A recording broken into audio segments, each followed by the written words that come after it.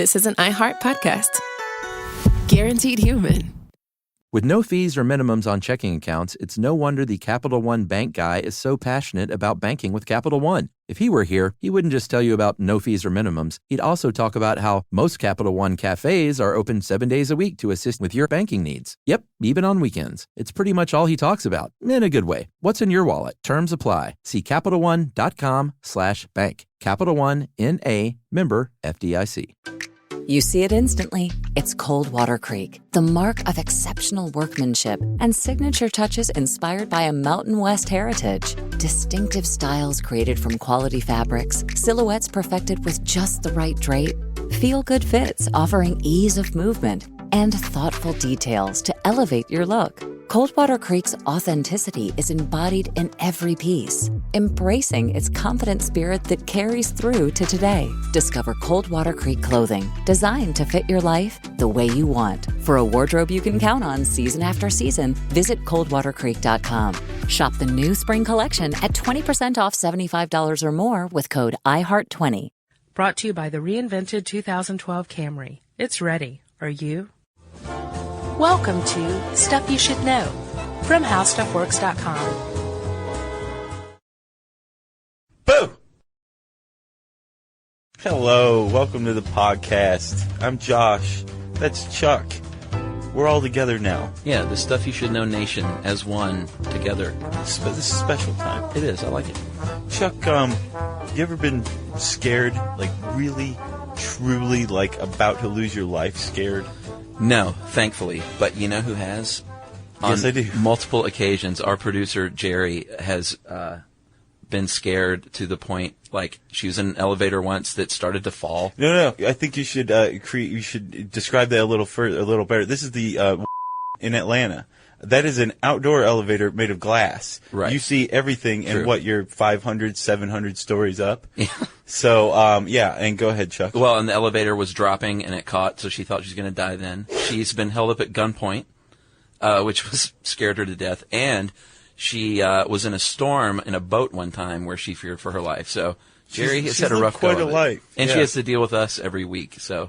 But at least she's been to the Bahamas before. Yeah, true. Assuming she made it. So I haven't, but Jerry she teeters on the edge of death constantly. Yeah. So, I can tell you that while Jerry she's cool as a cucumber, by the way, to everybody who hasn't met her. Right. But I can tell you she was still, there were some things going on with her physiologically, whether she liked it or not, right? Right. Specifically, she was under the iron fist of one of our favorite things in human physiology. Fight or flight. It's our favorite thing. Chuck, give a brief overview of fight or flight. I know we've talked about it before, but sometimes we have latecomers, Well, it's a physical reaction your body goes through. Your adrenaline surges, pupils dilate, breathing fast, chemicals. That was a haiku. That was a haiku right there. It was. Holy almost. cow, you're good. Adrenaline, like I said, pumping through your veins, and all of a sudden it's literally a physical chemical reaction in your body. What happens, though, is the threat leaves and things calm down, usually, ideally. Well, one of the ways that all these reactions start happening is through adrenaline. Mm-hmm.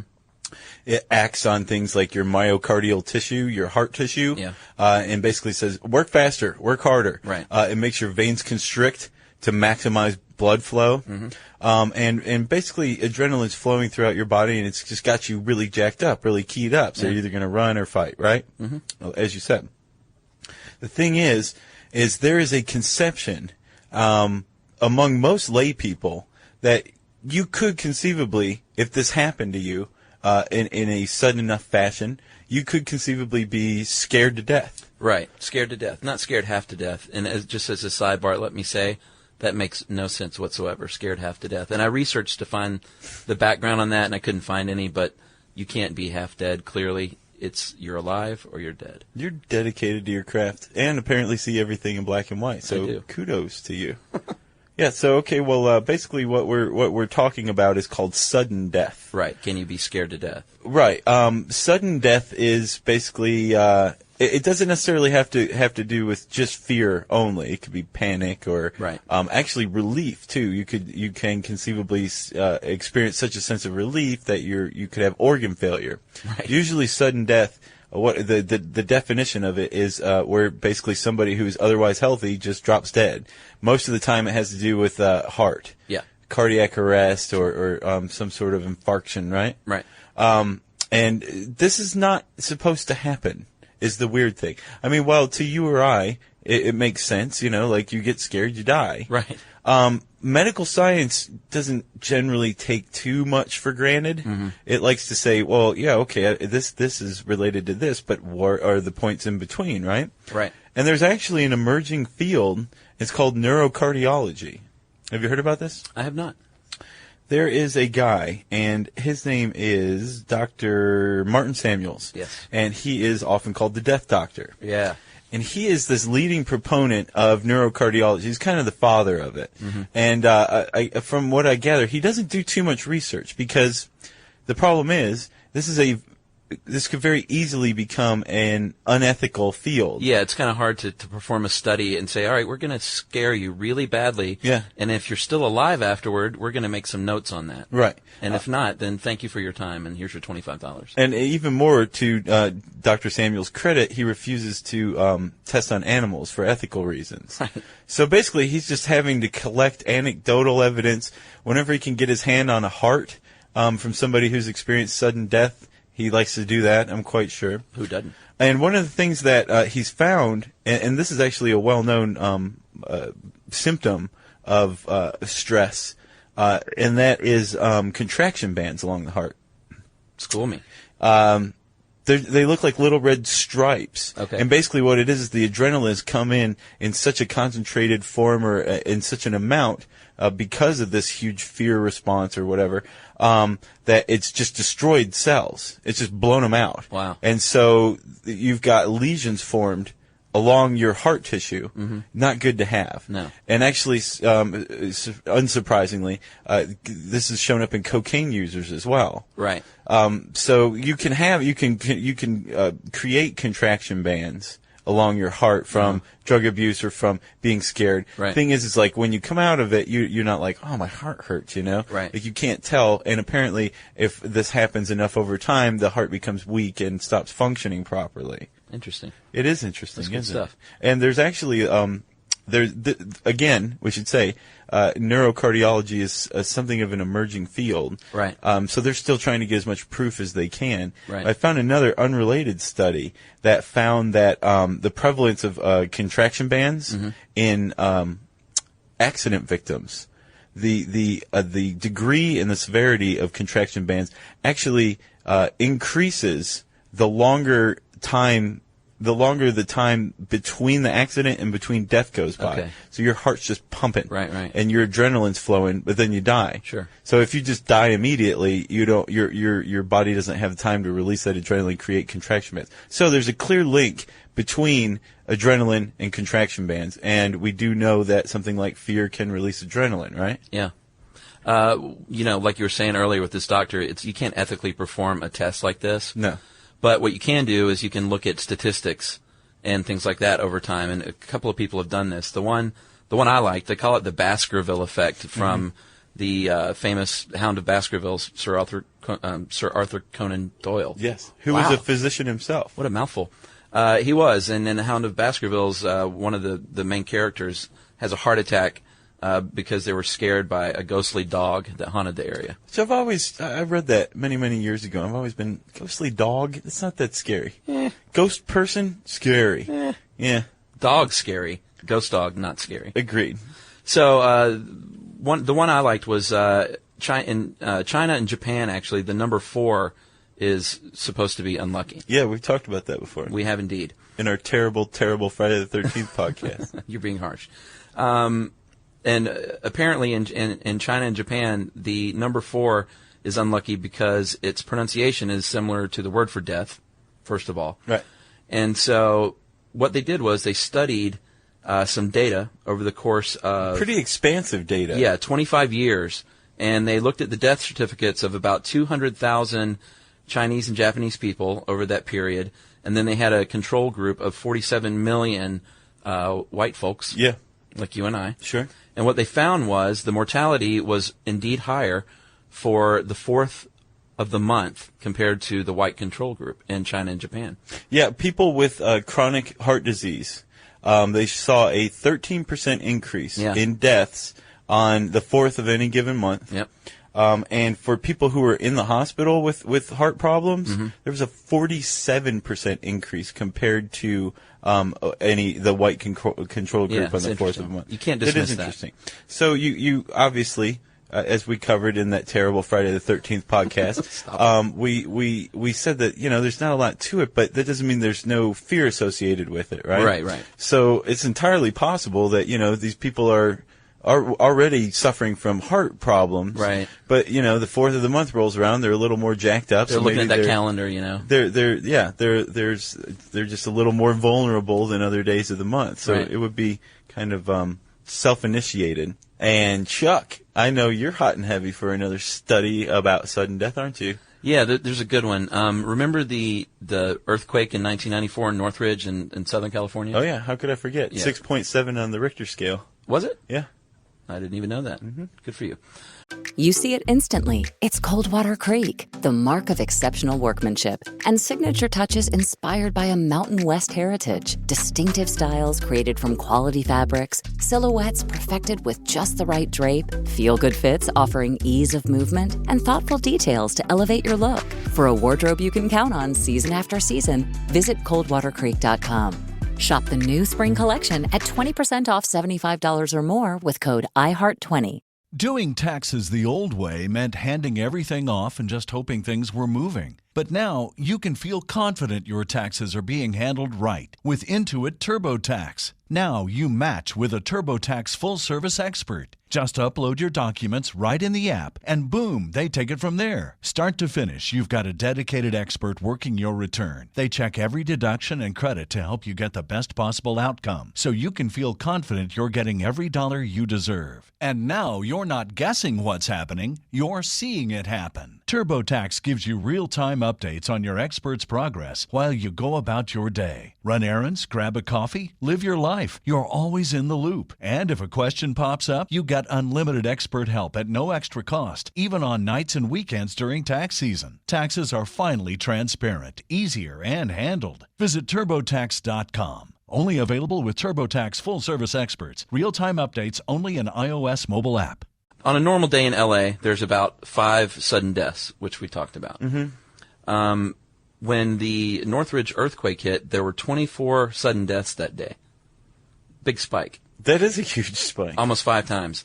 And a few of these, they link to physical exertion, so you can throw those out. But most of these were actually attributed to the tremendous fright caused by the earthquake. Right. And the average age was a little bit high, 68 years old, but only 42% of these people had any kind of heart disease previously in the past. So that was genuine sudden death, even though they were a little bit on the old side. Right, yeah. So that's, substantial. Again, a pretty clear link, right? But, of course, correlation is not causation. True. And so neurocardiologists like Dr. Martin are going to keep looking into it. And actually, one other thing. All of this is based on something called voodoo death. Have you heard about that? I have. Walter Cannon? Yeah. In 1942, he wrote a paper. And basically, he said that there was a lot more prevalence of sudden death in places where voodoo was practiced. Right. And he went on to postulate that this was because people believed in voodoo and that kind of mysticism so much that when they were led to believe that they had just been hexed or should be dead under voodoo practices, Sure. They actually did die. Right. In some cases, they died because they wouldn't drink food or water because they thought it was poisoned by voodoo. Right. So they died of that, but some of them also died of sudden death as well. And that's actually the basis of all of this. The Hound of the Baskervilles, sure, but really, as far as medical science goes, it was Cannon who first really started looking at sudden death, and it continues today, and it still will continue because we like to know why we die, so we can try to stop it. And Cannon was a Harvard physiologist, so he wasn't some fly-by-night crackpot. No, he was definitely one worth listening to. There was another thing I wanted to talk about, too, while I have you here. Yes, sure. Which is, have you ever heard of someone supposedly their hair turning white overnight because of fear? Sure, I have heard that. Not quite true. No. That's a bit of an urban myth from what I could tell. Just send it to us, Chuck. We both did some research here, and a apparently fear and stress and that kind of emotion can cause your hair to turn white, but there's no way it could happen overnight. It would cause a change in metabolic function, I think, that could turn your hair a different color. True. Or make it lose its color, right? Yeah. Okay. But there is a way it can turn gray, seemingly overnight, but it's not from fear. What that's called is diffuse alopecia areata. It's like selective hair loss, right? Yeah, basically. That's sudden hair loss, which can happen overnight. But the biochemistry of alopecia isn't that well understood. So if you have a mix of dark and gray hair or white hair, the uncolored hair is less likely to fall out. So theoretically, you could wake up with a lot less hair, and the only hair that sticks around is white. So it's a bad morning. Yeah, but that's not quite the same thing as being scared white. Right. Also, even if it could change your hair color, which we're not entirely certain it could, it would only do it from the scalp down. Everything that is out of your head, like your fingernails, not fingernails. If you have fingernails growing out of your head, you have much bigger problems than your hair being white. But anything that's coming off of your body, fingernails, your hair, those are dead cells. Right. It's dead. So there's no change that could take place aside from maybe a Flowbee going over them. Right. What do you mean scalp down, though? The scalp toward your skull. Okay. Under the skin. Gotcha. Subdermal. Gotcha. Yeah. Head of a cat. So this entire podcast is based on one of my favorite articles on the site right now. It's called "Can You Really Scare Someone to Death?" It was written by our esteemed colleague Molly Edmonds, Malls, who not only has this article to be proud of, she and another colleague of ours who we love very much, Kristen Conger, just launched their own podcast. It's called Stuff Mom Never Told You. You can find that on iTunes alongside ours and a bunch of other How Stuff Works podcasts. At our homepage on iTunes, you can just type in "How Stuff Works" as one word into the iTunes search bar at the store. We have a little room. And you can also type all sorts of cool things into the search bar at howstuffworks.com, including "Can You Really Scare Someone to Death?" But now, Josh, it's still not over. There's more goodness in the form of... You people aren't going anywhere. It's listener mail time. Listener mail. So listener mail, I've got quite a few today. These are things that we titled Stuff We Should Know. Not necessarily corrections, although some are. We did the podcast on comas, which we got a lot of good response from. Yeah, we were kind of worried about that, if I remember correctly. Yeah, we didn't want to treat it lightly, and we actually had people who had family members in comas, and they thought we were respectful to it. Which went a really long way to... That was huge, actually. But in that podcast, we mentioned the film Diving Bell and Butterfly, and I had seen the movie, and I said something about the main character was able to... I think I said he used that he used a computer and looked at the keys of the computer to write his memoir. Yeah. Not true at all. No. What he did was he blinked the letters to someone who transcribed this book for him. Yes. And it was a really, basically the main part of the film. Yeah. And I can't explain why I didn't remember that. So it's okay, brain freeze. You've been eating ice cream for a while. So we need to thank Kendra Walpe of Philadelphia and Tita of Montreal, Canada. I especially would like to thank whoever sent the computer device in quotes, which apparently we called it, and then sent us the Wikipedia link, which, great, thank you.